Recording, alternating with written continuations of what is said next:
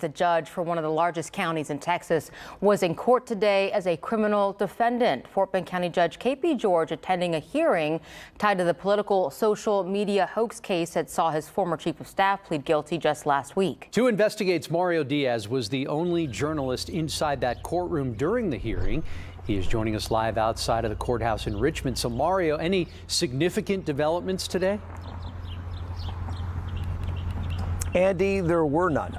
If you remember last week, obviously, as you indicated, there was that surprise guilty announcement by his former chief of staff, Terrell Patel, on 2 misdemeanors where he also implicated the county judge in court documents, saying that he took part in an offense with him. But today it was much different, dealing specifically with the social media hoax, and Judge George all by himself.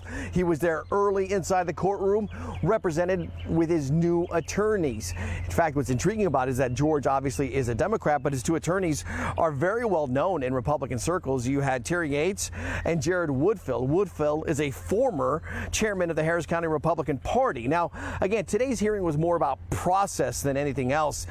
It was ultimately reset for June the 13th, as prosecutors are still awaiting for some evidence to be produced.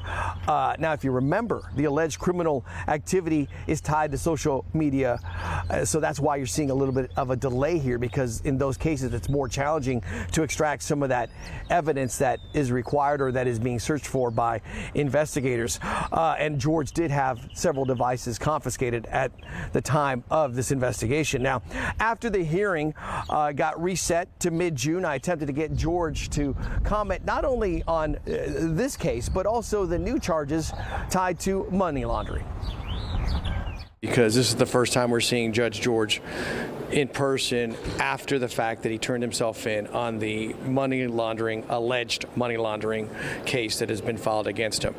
Does the judge have any comments to Fort Bend County and the people that he serves with regard to this latest indictment?